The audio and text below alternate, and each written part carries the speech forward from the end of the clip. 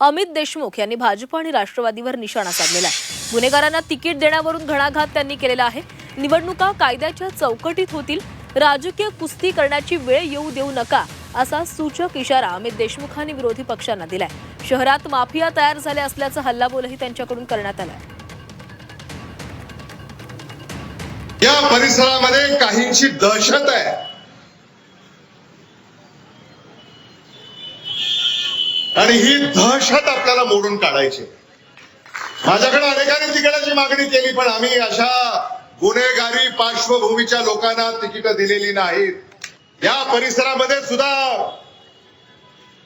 Mafia निर्माण झालाय। तुम्हाला लक्षात येतंय मी काय बोलतोय ते?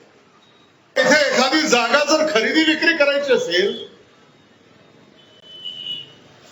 तरी ती करता येत नाही।